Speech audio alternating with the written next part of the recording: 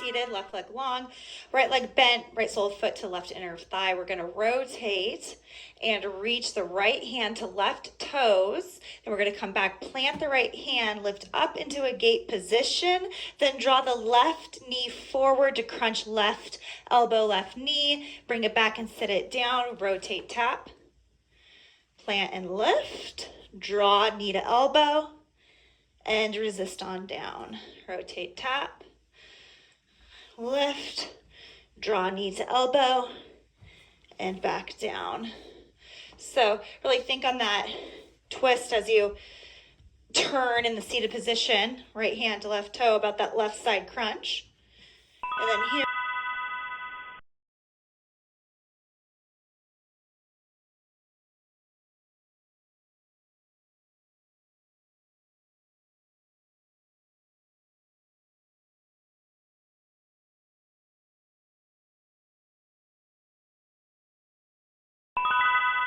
Same thing, opposite side, right leg long, rotate, tap left hand, right foot, plant the left hand, lift the hips up, and then draw right elbow to right knee, sit it down, rotate, tap, lift, and then crunch it forward and in, tap elbow to knee. So now on this rotate on the floor, you can feel it in that right side, oblique, and then we lift. You can feel it in the hip flexors and the deep core as we crunch forward.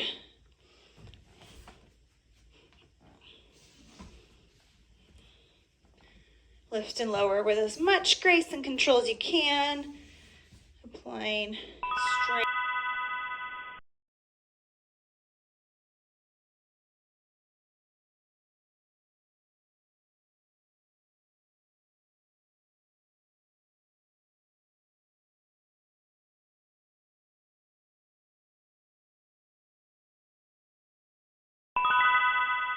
Beginning in an active Sphinx position. Elbows are shoulder width apart and forearms are parallel to one another. We're going to roll up, but keep the knees grounded. So really picking up the hips and the low belly and pulling it back. Once you get up to where the shoulder blades are spread across the back, we're going to tuck the toes under, lift the knees, and come into a forearm plank. Drop the knees, keep everything else the same. Untuck the toes, and then against that imaginary resistance, so applying strength and control, we come back into our active Sphinx. Roll up, keep the knees down. A little pause here. Tuck the toes, lift the knees, forearm plank. Drop it down, untuck the toes.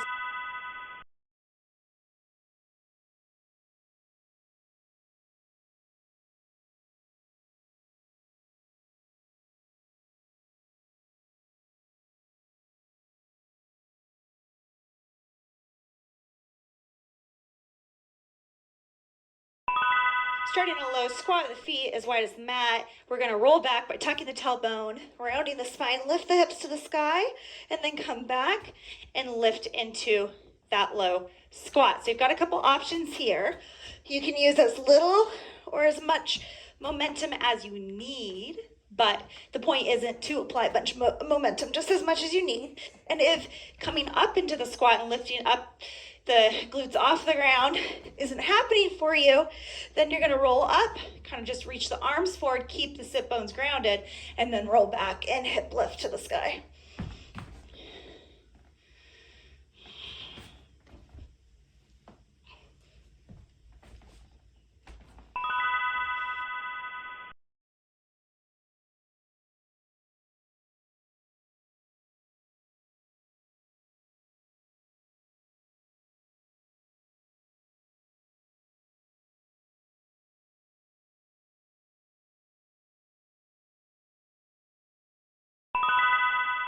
On our knees hip distance apart, as if you're setting up for camel position, we're going to stay in a nice side plane as we just laterally flex and bend over to the right, dropping those right fingertips till they graze the mat, but not releasing. So they'll just graze it and come right back up, and then we'll take it to the opposite side.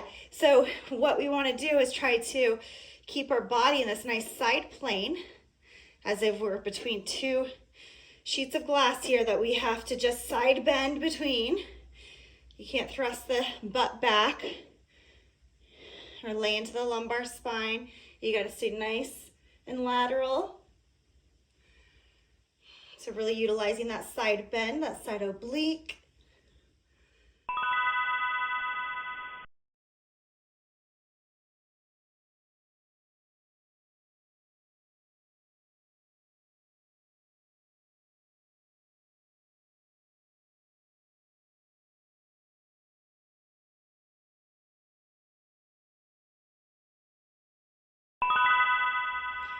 Last exercise of our first set. So we lean forward in a butterfly, then we're gonna lean back, transfer our weight, find that center of balance, and then open up into a straddle, balancing on the sit bones. Lean forward, butterfly, and then straddle lift.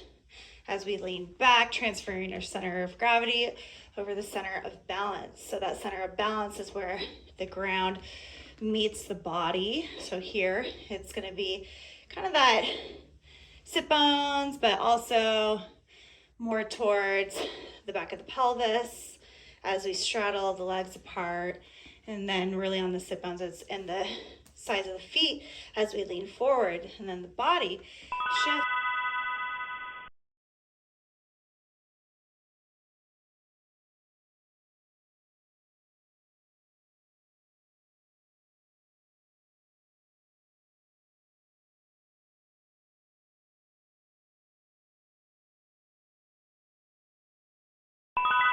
All right, we're back to the beginning, round two. We've got our left leg long. We reach the right hand to left leg, and then we plant the right hand to lift the hips, draw the left knee to left elbow, and then expand back out and resist back down, rotate to tap.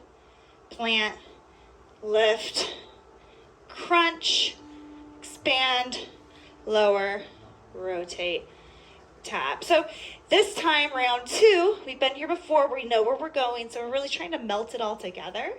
Maybe take out the step by step and make it more fluid. One just kind of melts into the other.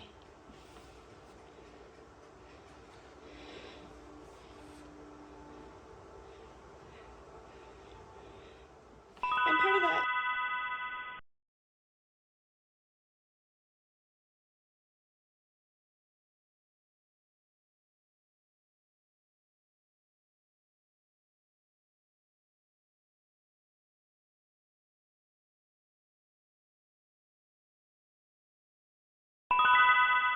taking the opposite side, right leg long, left hand taps right toes, then plants as our brace as we lift the hips, and then curl right elbow to right knee, lower, rotate, tap, plant, lift, curl and crunch.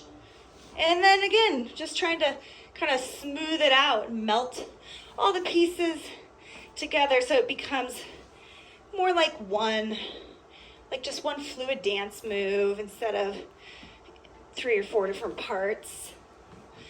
And the grace of that actually comes from the strength. That imaginary resistance that we apply gives it that nice smooth and graceful appearance versus just flinging.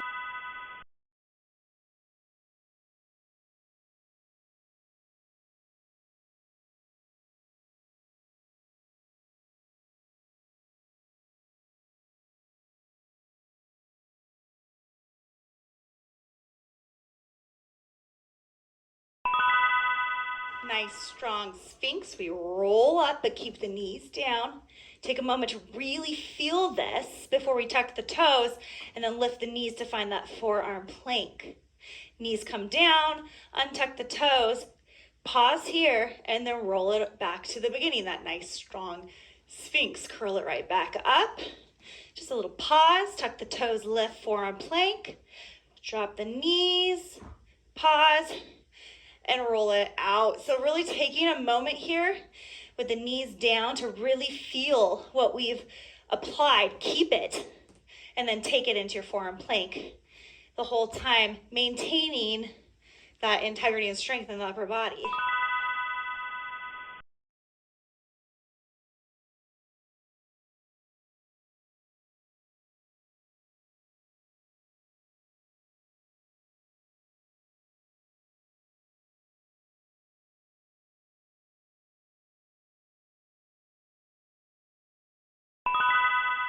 Malasana, that low squat, roll back. So that tuck and curl, lift the hips, and then bring it down, and maybe you keep the sit bones grounded, and you roll back, lift the hips with nice control. Maybe you lift the glutes, and you come into that lifted squat, and then same thing, tuck, curl, trying to use as little momentum as possible, but as much as needed. So just pick and choose your battles. We're already on our second round of exercises. We've got one more after this. Halfway through round 2.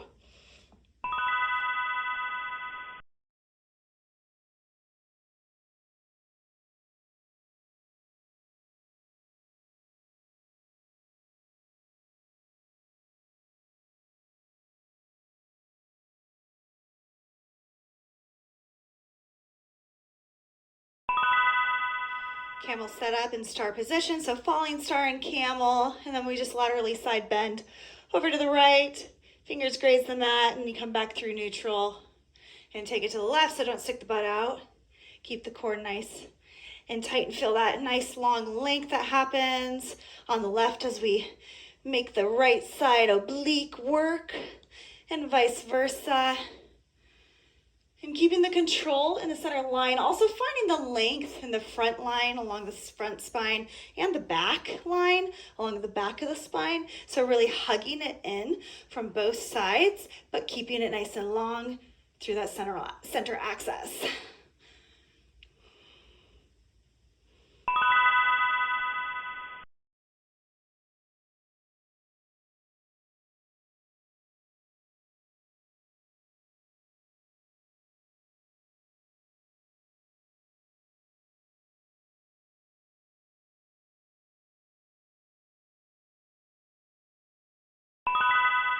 Strong pulse forward in our butterfly, and then that strong lift and open to a straddle boat. Okay, so remember, even with these very simple ones, even in butterfly, as we pull forward, we think we're like pulling a resistance band to pull us this way. We can apply resistance to even the simplest of movements that we could do with little to no effort. We can make it take more effort. You can get as little or as much out of it as you apply.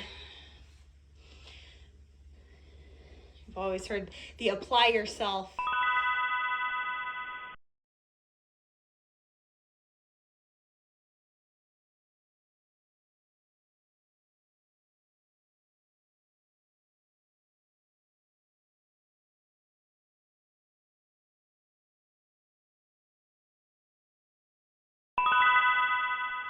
Seated left leg out, rotate, tap right hand, left toes, then plant the right hand to lift the hips, draw, left knee, left elbow, and then reverse on out with control. So we were just saying, there's like, how many times have you heard in your life, if you apply yourself, if you apply yourself. So that's kind of the concept with, you could get as little or as much out of it as you want. Apply it yourself. Apply the tension, apply the resistance, use the strength, use the technique, apply it yourself. This is our final round of exercises for today already, so might as well get as much out of it as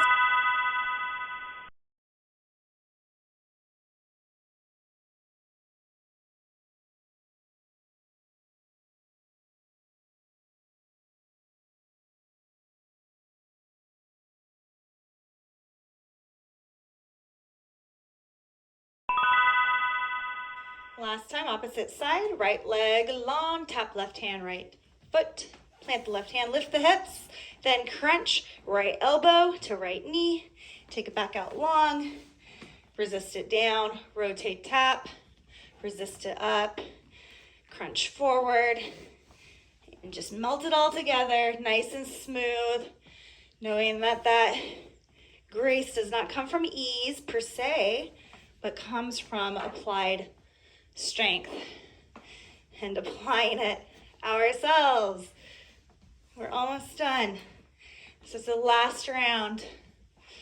Let's swim through it, nice and fluid-like.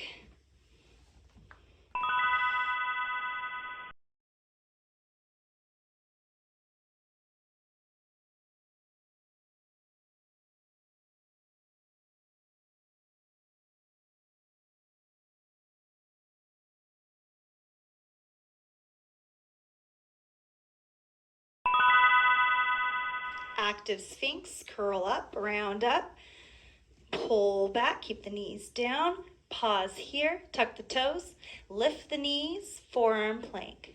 Drop them down, feel the burn, then lower back to that Sphinx. So nice and slow movements here for this one. Kind of less is more, because it's all about that upper body hold here that we're maintaining. Quick little release, but keep it active in the Sphinx and then right back to it. It's kind of a velvet hammer one. You can feel the burn. Doesn't take a lot of reps, just being within the movement.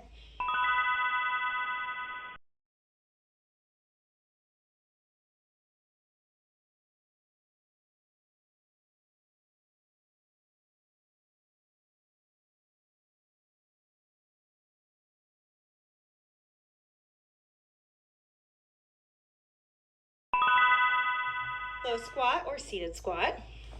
Roll back, tuck with control, lift the hips with control, and then come back with as little momentum as possible. Either lifting the butt off the ground or keeping the butt grounded and just leaning forward, and then tuck and roll and lift back. But again, we're not flinging the body. We're use momentum as need be.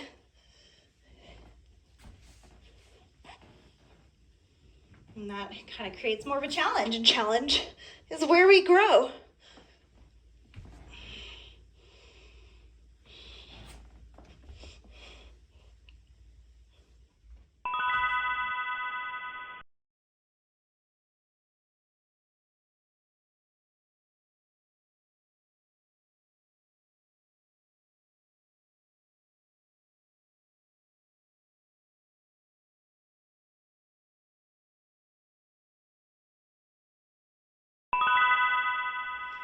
Falling star camel. So tilting with control, staying in a nice side plane. This one, like the Sphinx one, very internal exercise. So less is more here. Being within the movements, really applying that mind to body connection. And making sure that we keep the integrity of the posture.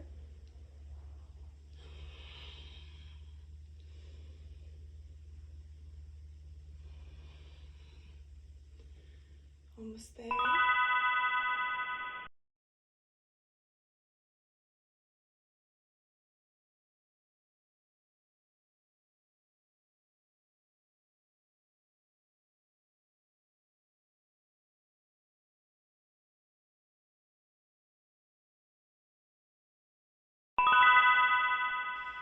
Butterfly pulse, lean back, straddle lift, back and forth, little teeter-totter. This is our final exercise. We're on round 3 and our final exercise. So if you can, most days, not all days, but most days, try to get out for a 30 to 45 minute walk, breathing in the fresh air and moving the body and taking all of these exercises with you. They're going to get integrated into your daily habits and your posture, things you do most often. And that's going to create, really corrective posturing, a functional movement, all the things we're striving for.